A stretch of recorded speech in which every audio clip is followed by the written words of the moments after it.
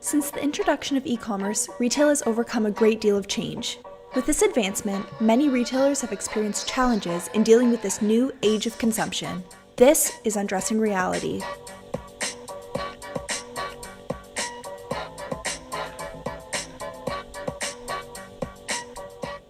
The advancement of technology has had a huge impact on retail buying, and the launch of e-commerce boutiques coincided with the birth of the modern age.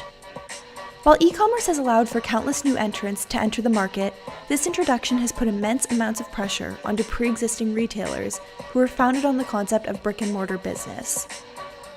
In talking to experts from the industry, I questioned whether having an e-commerce boutique or brick-and-mortar location is more important in today's day and age. In terms of bricks and mortar and e-commerce, evolution is incredible. Our business is primarily bricks and mortar at the moment, but our fastest growth in the business is the e-commerce component. E-commerce is touching more people for information, for fashion authority, for leadership, and for ultimately to purchase products conveniently. I think it depends on the market. For instance, fast fashion like the Zara's and H&M's, I think e-commerce might be of equal importance to brick and mortar just because customers are looking for that immediacy and trends and they want to see what's out there really quickly.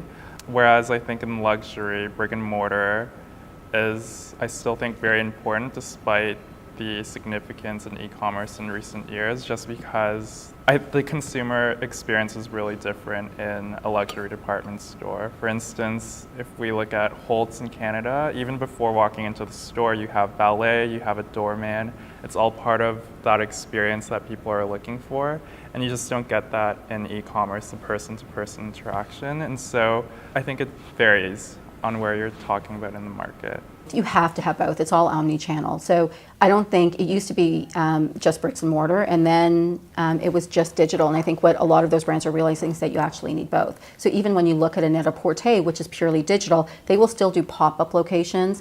They still invite their customers into the actual showroom. So I think it has to be a combination.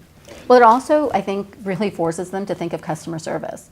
And they have to think of customer service from a streamlined perspective, because you have to provide the same level of customer service digitally as you would if someone's actually walking into your store. So I think it makes them think about customer service more, and I think that's a good thing. And the retailers that aren't thinking about customer service, I just don't think they'll be around in 5 to 10 years. Like you look at Nordstrom's, I think they do customer service extremely well.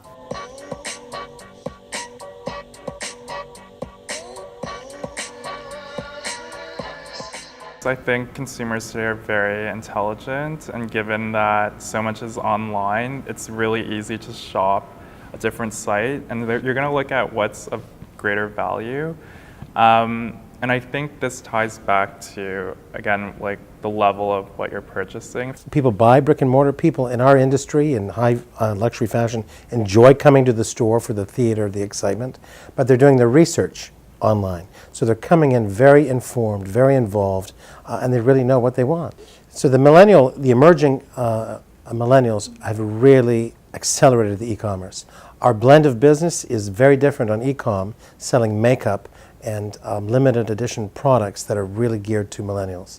And the retail bricks and mortar are selling that, but not at the same pace. The bricks and mortar is a little more traditional, and the e-commerce where we went live a year and a half ago totally surprised us at how quickly she wanted some of the sought-after items. Not really price-driven in luxury, it's driven about accessibility.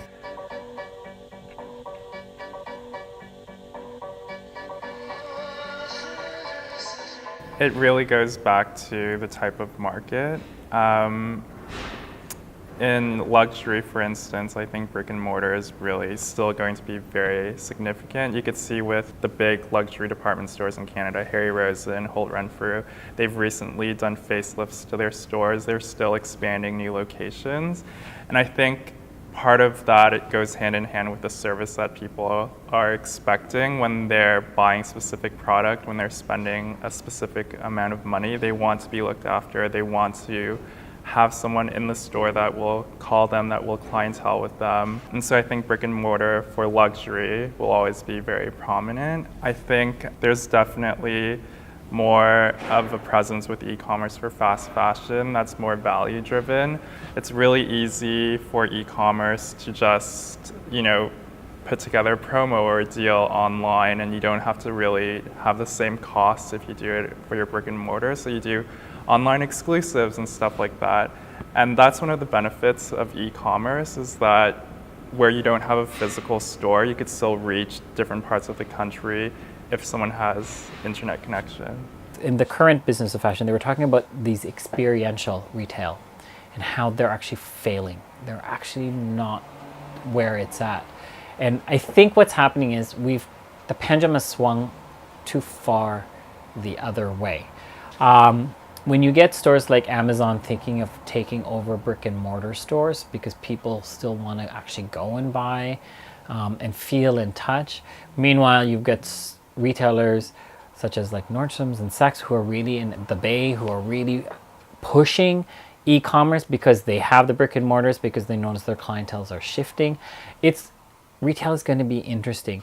Which way? I think it has to be both. I think it has to be played properly and evenly. But I think if we're talking about the experience or experiential, that is, I think, where we have to pick up where I think it's failing. Similarly to the publishing industry, the future of retail is still under question. As of now, however, it is safe to say that there is still a need for both traditional and modern styles of retail. In speaking about consumption, episode 4 looks at manufacturing and sustainability in fashion and the ways in which consumers can be more aware of these factors when purchasing. While you're at it, make sure to check out the rest of the Undressing reality series. Thanks for watching!